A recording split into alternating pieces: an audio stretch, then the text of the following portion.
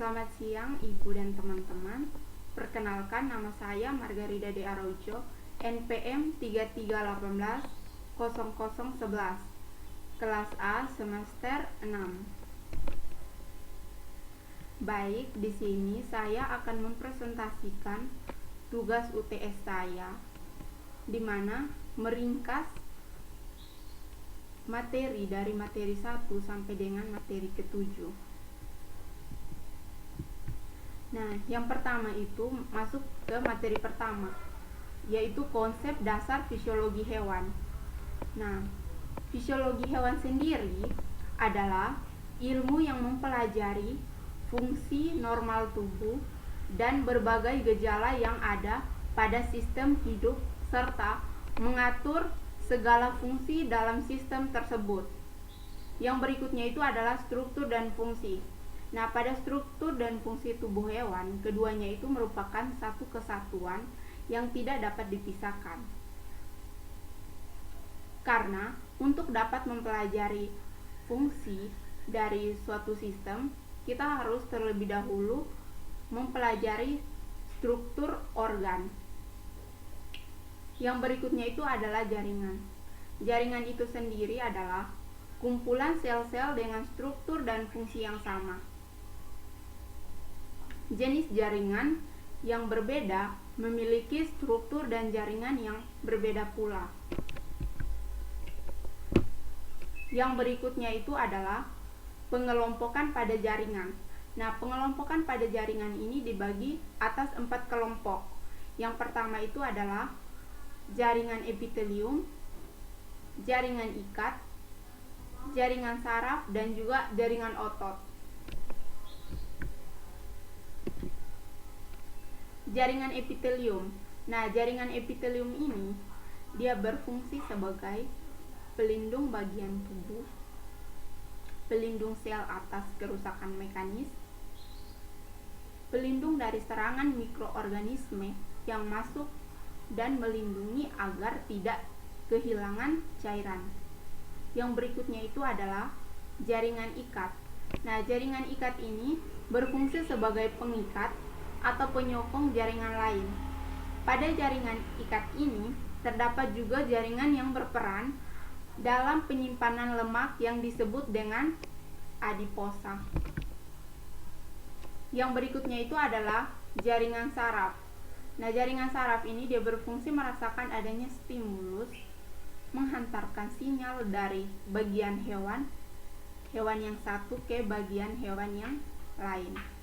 Yang berikutnya itu adalah jaringan otot. Nah, jaringan otot ini merupakan serabut otot yang mampu berkontraksi ketika dirangsang oleh impuls saraf. Yang berikutnya itu adalah organ dan sistem organ.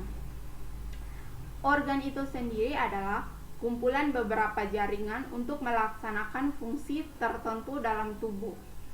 Misalnya itu organ kulit. Yang berikutnya itu adalah sistem organ. Nah, sistem organ adalah kumpulan dari beberapa organ yang bergabung untuk menjalankan fungsinya. Misalnya itu sistem organ pada sistem pencernaan, sistem pernapasan maupun sistem peredaran darah. Yang berikutnya itu adalah sistem peredaran darah pada hewan. Yang pertama adalah ikan atau pisces. Darah akan masuk ke serambi, lalu dari serambi akan menuju ke bilik. Dari bilik masuk ke insang melalui pembuluh nadi insang. Lalu karbon dioksida dibuang dan digantikan oleh oksigen. Kemudian darah dari insang akan melewati aorta. Aorta akan membawa darah yang kaya oksigen dan sari makanan ke seluruh tubuh ikan. Yang berikutnya itu adalah sistem peredaran darah pada hewan amfibi. Darah dari seluruh tubuh akan dialirkan melalui vena. Kemudian akan menuju ke serambi kanan serambi kanan dan akan ke bilik. Darah akan mengalir ke paru-paru. Nah, di dalam paru-paru itu akan mengikat O2 dan CO2, lalu akan dikeluarkan dari tubuh katak. Yang berikutnya itu adalah sistem pernapasan pada reptil. Nah, darah yang mengandung banyak karbon dioksida masuk melewati serambi kanan. Dari serambi kanan akan masuk ke bilik kanan, lalu dari bilik kanan akan dialirkan ke paru-paru. Nah, ketika berada di dalam paru-paru, karbon dioksida akan digantikan dengan oksigen. Di dalam paru-paru, darah akan dikirim ke serambi kiri, lalu keluar dari bilik kiri. Kemudian akan dialirkan ke seluruh tubuh yang diangkut oleh pembuluh nadi. Yang berikutnya itu adalah sistem peredaran darah pada burung atau aves. Darah yang mengandung banyak oksigen akan keluar dari jantung lalu ke seluruh tubuh melewati pembuluh arteri. Kemudian darah akan berganti menjadi karbon dioksida dan dibawa oleh pembuluh vena masuk ke serambi kanan. Dari serambi kanan, darah akan ke bilik kanan dan dipompa ke paru-paru. Dalam paru-paru terjadi pertukaran gas antara gas karbon dioksida dan gas oksigen. Darah yang kaya dengan oksigen dan sari makanan dialirkan ke serambi kiri, kemudian ke bilik kiri, lalu keluar dari jantung dan masuk ke pembuluh arteri. Yang berikutnya itu adalah mamalia. Pada peredaran darah mamalia, jantung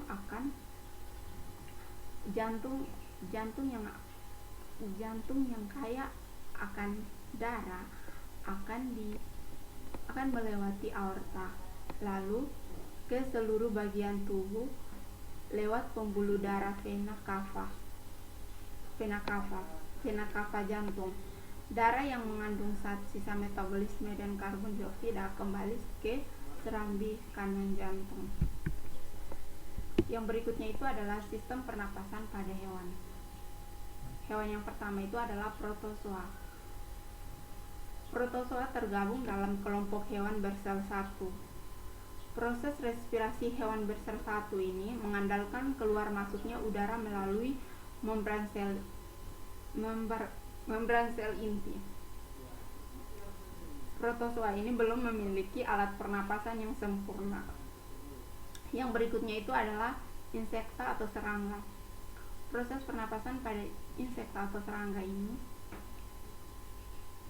terdapat 3 fase. Yang pertama itu ada fase inspirasi, fase pertukaran gas, dan ada fase ekspirasi.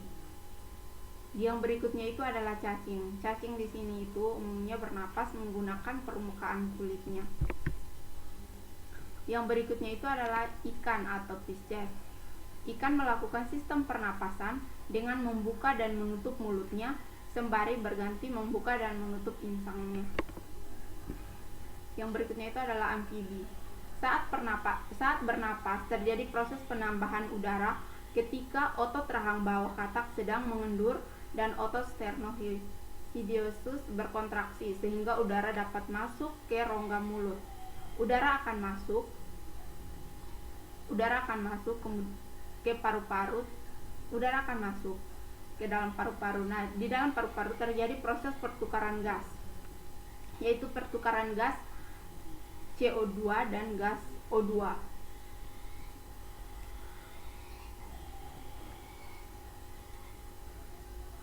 Yang berikutnya itu fase ekspirasi.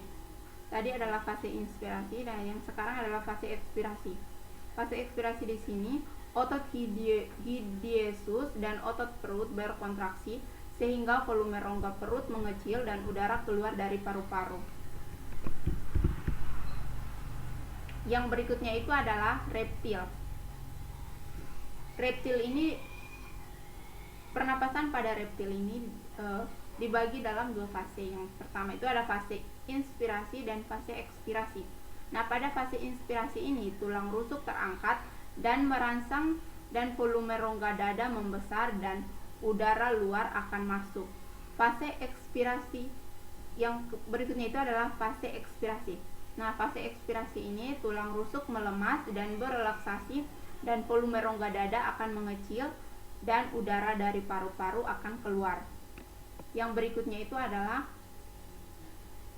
proses pernapasan pada aves atau burung. Hewan aves memiliki alat pernapasan dua, yaitu dua pasang lubang hidung, yaitu hewan aves memiliki alat pernapasan yaitu dua pasang lubang hidung, trakea atau batang tenggorokan, faring, sepasang paru-paru yang dihubungkan dengan pundi-pundi udara. Nah, pada pernapasan aves ini terjadi dua proses pernapasan. Yang pertama itu ada proses pernapasan ketika aves sedang tidak terbang dan ketika proses pernapasan pada saat aves terbang. Nah, yang pertama itu adalah proses pernapasan ketika aves sedang tidak terbang. Di sini terjadi dua fase, yaitu ada fase inspirasi dan fase ekspirasi. Fase inspirasi di sini otot antar tulang rusuk berkontraksi, maka rongga dada mengembang dan udara masuk ke paru-paru dan sebagian udara akan diteruskan ke pundi-pundi udara. Yang berikutnya itu adalah fase ekspirasi. Nah, fase ekspirasi di sini otot antar tulang rusuk melemas dan udara akan keluar. Yang berikutnya itu adalah proses pernapasan ketika aves terbang. Udara masuk ke paru-paru, terjadi pertukaran gas oksigen dan diikat oleh darah dan diedarkan ke seluruh tubuh untuk proses oksidasi dan melepas karbon dioksida dalam darah melalui hidung. Yang berikutnya itu adalah pada mamalia. Pernapasan pada mamalia dibagi dua, yaitu ada pernapasan dada dan pernapasan perut. Nah, pernapasan dada merupakan pernapasan yang melibatkan otot tulang antar rusuk. Nah, pada pernapasan dada ini terjadi dua fase. Yang pertama itu fase inspirasi. Yang pertama itu adalah fase inspirasi. Nah, fase inspirasi ini ketika tulang rusuk berkontraksi, maka tulang rusuk akan terangkat dan volume rongga dada akan membesar. Ketika volume dada membesar, maka tekanan udara dalam paru-paru akan mengecil. Yang berikutnya itu adalah fase ekspirasi. Nah, fase ekspirasi ini adalah otot antar tulang rusuk berelaksasi, maka tulang rusuk akan tertekan dan rongga dada akan mengecil dan udara dalam paru-paru akan membesar dan akan keluar. Yang berikutnya itu adalah pernapasan perut. Pernapasan perut itu sendiri merupakan pernapasan yang melibatkan aktivitas otot-otot diafragma yang membatasi rongga perut dan rongga dada. Pernapasan perut ini dibagi dua fase juga. Yang pertama ada fase inspirasi dan fase ekspirasi. Nah, fase inspirasi di sini otot diafragma berkontraksi dan diafragma mendatar, akibatnya rongga dada membesar dan tekanannya kecil, akibatnya udara luar akan masuk ke dalam. Yang berikutnya itu adalah fase ekspirasi. Nah, pada fase ekspirasi di sini fase berelaksasinya otot diafragma sehingga rongga dada mengecil dan tekanan menjadi lebih besar, akibatnya udara keluar dari dalam paru-paru. Yang berikutnya itu adalah pentingnya dan interaksi panas suhu pada hewan dan interaksi panas antara hewan dan lingkungan serta termoregulasi pada hewan endoderm dan ektoderm. Nah, yang pertama itu adalah pengertian dari termoregulasi. Nah, termoregulasi itu sendiri adalah pengaturan suhu tubuh pada hewan.